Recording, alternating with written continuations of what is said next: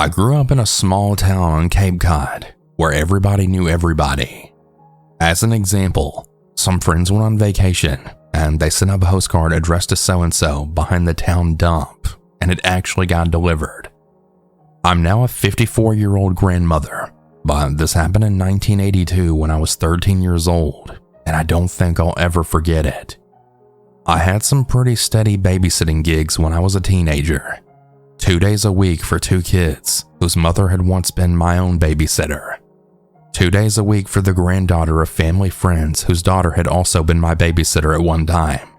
And Friday and Saturday nights for friends of my parents who just had their first child.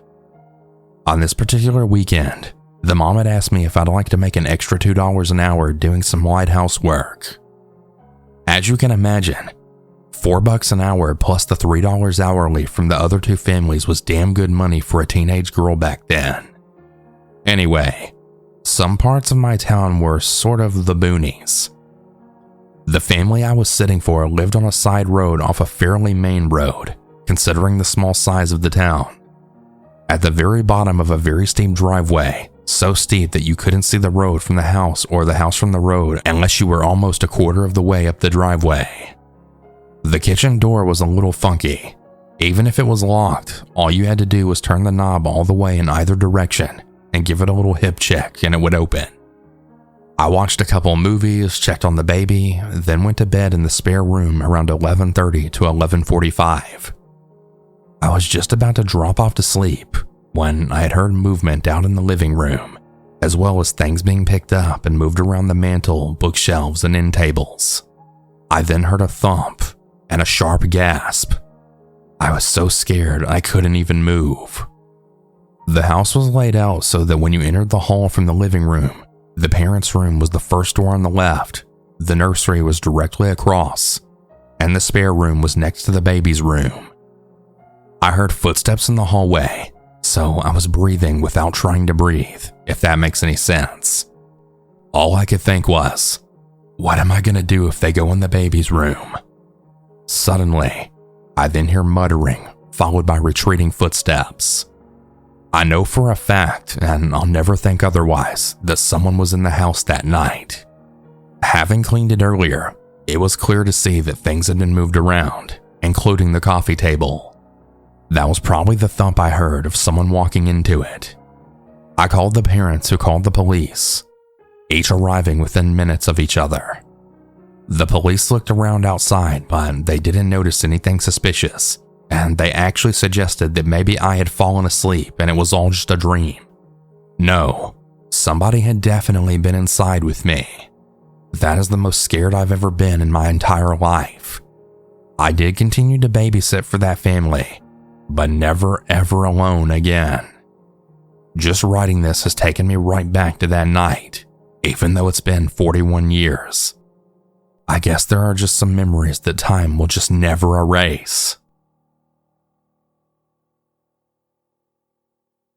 This is something that happened this past Friday while I was babysitting. For a little bit of context, I'm a 21-year-old female, a college student, and I've been babysitting since I was 14. I'm not an expert on literally anything. However, over the years I've learned caution and resilience. At age 15, I took babysitting classes at our youth center, as well as a female self-defense course. So I babysit at least once a month for this one family. I really like them because they pay me more than my usual hourly rate. They have a big house with internet that I can use to do homework, and the kids are surprisingly well behaved and compliant. So the 2 parents have like a monthly ritual of going out at around 5 p.m. and then returning a little after 2 a.m. I'm always offered to sleep in the guest bedroom and stay until morning. I usually stay awake and abuse their satellite TV and then leave when they come back. The house is in a nice neighborhood without a whole lot of other neighbors. Very quiet. Also, their house is alarmed with an alarm system that I have the code to and can arm and disarm it through my phone. That'll be relevant in a little while. So I always take them for pizza at this one place that has an arcade. I do this if they tire themselves out and then go to bed very early. Plus, the little girl that I babysit is also on a mission to win a family of stuffed animals from the prize store. So I'd be the world's worst babysitter if I didn't guide her in that pursuit. If anyone may be wondering, for whatever reason, after Friday night, she only needs the daddy stuffed animal before her collection is complete. Anywho, I'm rambling. I was sitting at a table and I was watching them play in a ball pit while also texting on my phone. This couple came over and sat at the same table as me. It was a long table with parents scattered here and there, so it wasn't alarming. The couple looked normal enough. Both were probably in their mid-20s, possibly a little older. They also talked to each other, but then the guy asked me, "Are you the one babysitting Dr. So-and-so's kids?"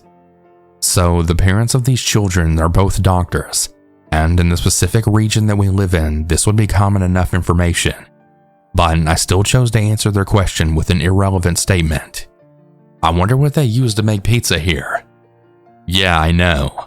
I'm a master of deception. I really deserve an Oscar for my performance. However, they seemed to see right through my clever ruse. They started making weird comments. They talked about the kids' parents. They commented on the daughter, and they wondered if she would look as pretty as their mom. Okay, my dudes. I don't know if that was intended to be creepy, but I'm just going to be safe and pretend that it was. Then the woman says to me, and I quote, "Do they really let you dress like that while washing their kids?" She motioned with her eyes right towards my shirt, which was admittedly a little tight, though aside from a little bit of a bosom crack, not revealing. I have a thin frame and a large chest. It's 90 degrees in my region of the US right now, so it's not like I can wear a hoodie, and my tits have a Crips and Bloods type of relationship with any kind of shirt that has buttons. I saw that as my cue to go and get the kiddos and bring them to their prizes so that we could bounce. After some very thought-provoking and philosophical debating, they both got their prizes and we headed back over to the house. So fast forward a few hours. Both kids were bathed and put to sleep. I delivered a heartwarming rendition of Goodnight Moon and read a very spooky chapter of The Werewolf of Fever Swamp, and then I tucked them into dreamland. It was around 9 p.m. I was caught up on homework and just watching TV when I had heard some movement on the porch. I didn't think much of it at first, but the doorknob started rattling violently. I initially started moving towards the front door to see who it was, but miraculously, I remembered that it was late at night, I was home alone with 2 kids, and I very much wanted to live. I turned around to grab my purse, which is where I keep my taser. As I'm moving, the back door starts rattling as well, and was also accompanied by some banging noises. That's when I remembered that I hadn't enabled the alarm system after returning. Now, if this was a horror movie scenario, of course the alarm wouldn't have worked, and the intruders would have made their way inside. I really hate to disappoint you if you're expecting something more exciting, but I enabled it again quite easily with no incident.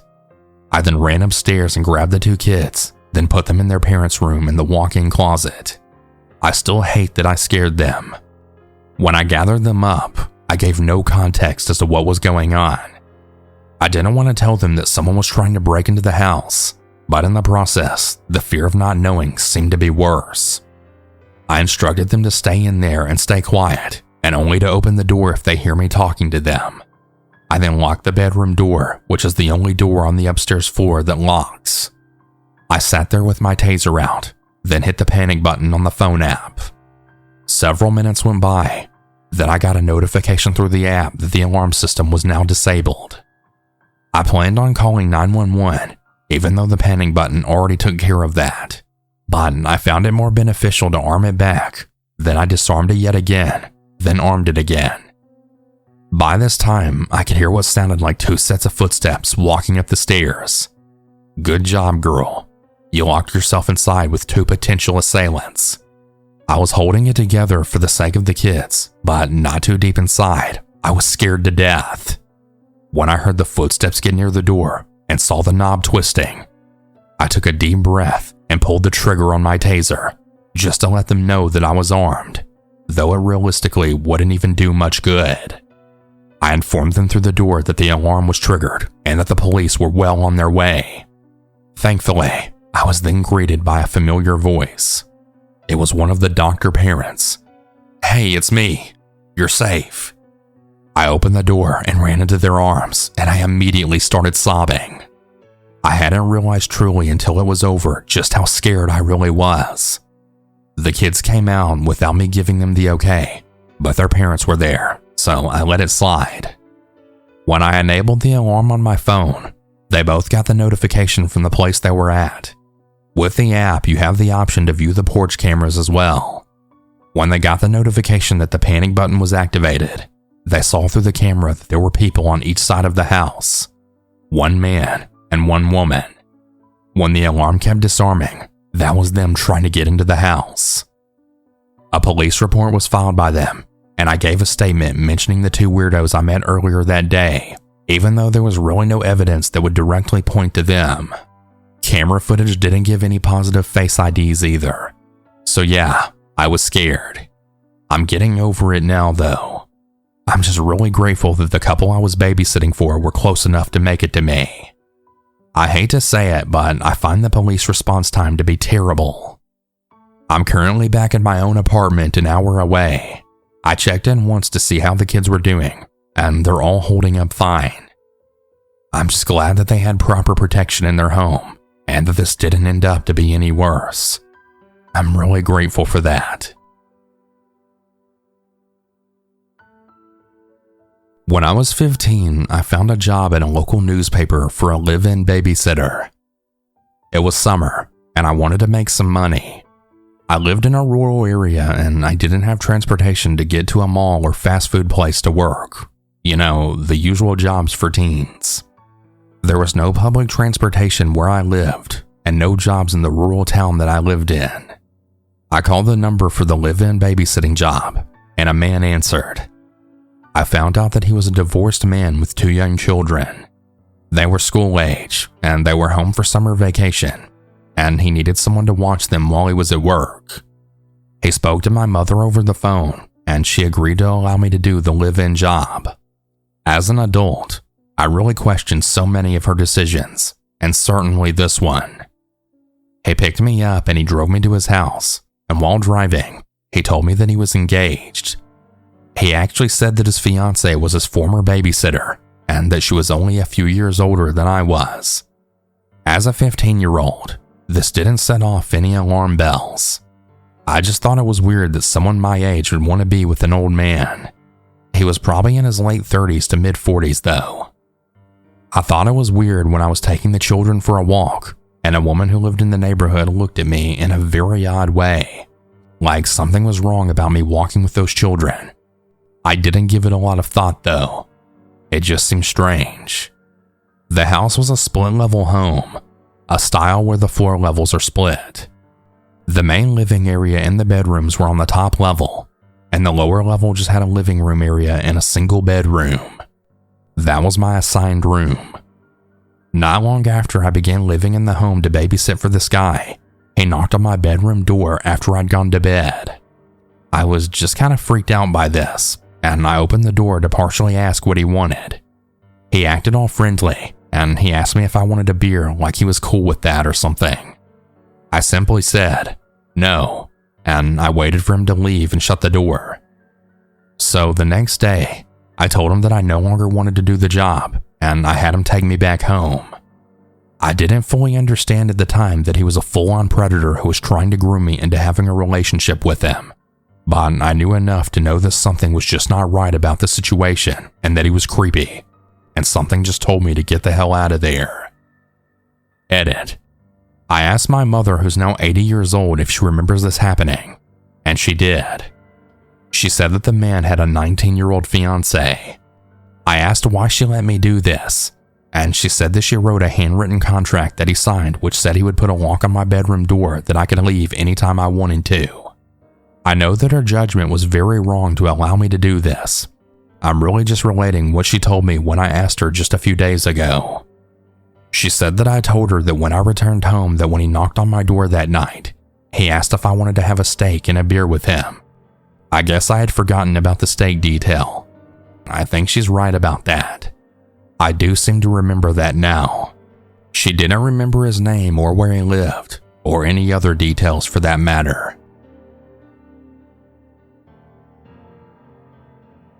This happened more than 10 years ago. So my grandma lives in the worst place in our town. I'll just say that there's a lot of shootings and drug activity there.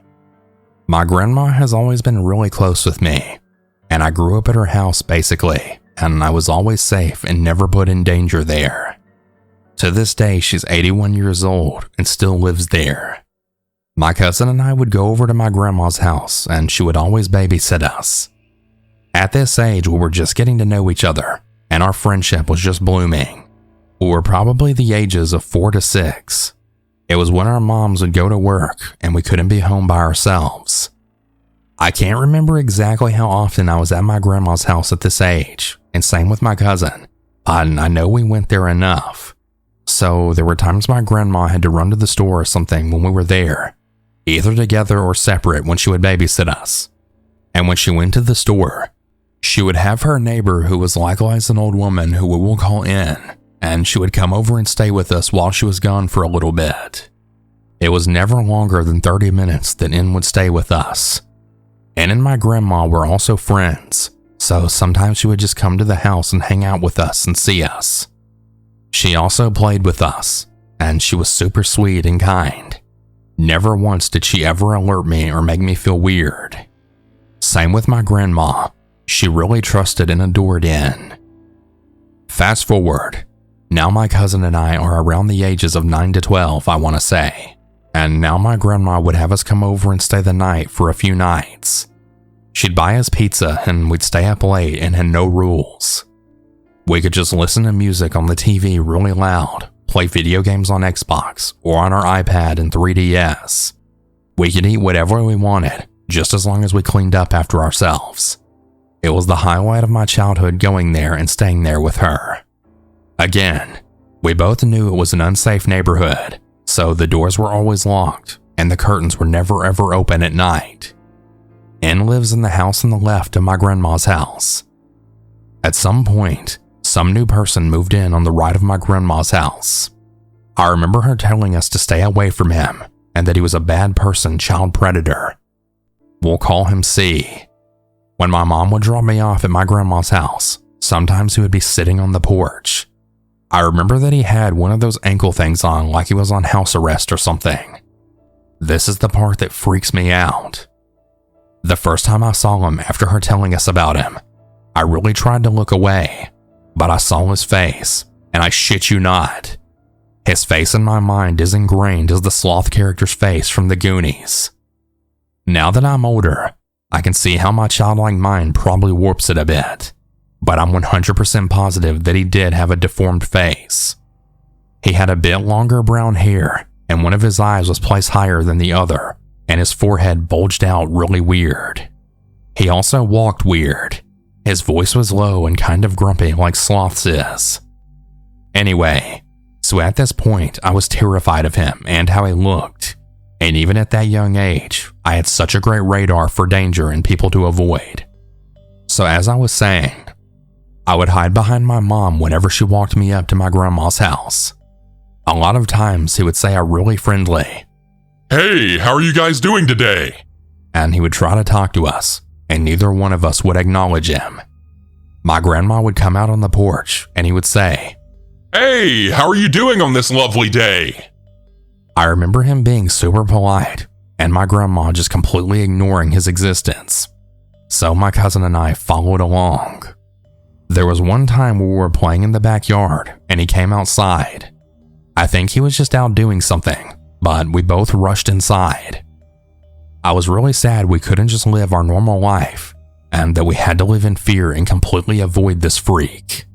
Whatever C did was probably and obviously worse than what my grandma just told us, I think, because she gave us the basic rundown of, he touched little kids and did really bad stuff with them.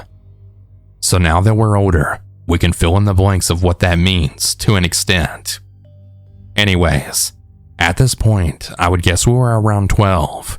N and C had somehow become close. I later learned that N was a really big religious freak and started taking C to church. I have no idea how or why they started hanging out, but they did. Now, N was at least 65 years old, and C was only in his 40s, which is weird considering the circumstances. After my grandma knew they'd been spending time together, she unfriended N and never let her see us again. N would always call my grandma to try and say, "C's changed, he's a different person now." But my grandma wanted no part of it, and she didn't want us anywhere near someone who associated with a child predator like that. At some point, N called my grandma yet again, just trying to have a normal conversation. She asked if she could have pictures of me and my cousin from school for her to have in her house. I'm assuming she had some photos of us when we were really little, and that she wanted more recent ones now that we were almost in middle school. My grandma told her absolutely no, because C was frequently over at N's house. She also wanted her to give the picture she had back. Then they got married. N even called and asked for my grandma's permission to marry him, which of course she said she completely disagreed with it, and she couldn't believe it. My grandma knew that her response wasn't going to change her mind in any way. So they ended up getting married, and they moved away together. And it really sucks because our perception of N changed completely after that. And now that I'm 20 years old, I think it's really terrible that she did that. It's really weird to think about. It would probably be helpful if I knew the exact details of C and what he did and how long he was in prison or jail for, which he was, but I don't. If I do some digging, I might be able to uncover it for myself, because I'm really curious after writing this. C's face has really been ingrained in my brain for a long time. I know that's a really bizarre description, but it is to some extent accurate. To this day, I'm really grateful my grandma did what she did for my cousin and I. After they moved away, we could finally return to our lives and not live in fear of being watched outside. Even at night, we would worry about him trying to break in or peek through the windows. It was really odd how friendly he was, and why he so badly wanted to befriend my grandma. I also find it so unsettling that someone who was around kids as much as N was, that she would even think to trust a child predator and try to get him around us. I have no idea what their status is now, but that is also something I tend to figure out after typing all this. Have a wonderful day, everyone, and stay safe. Hey everyone, I hope you all enjoyed these stories. If you ever want to submit your own, you can do so at southerncannibal.com. Have a good night, everyone. And remember to always stay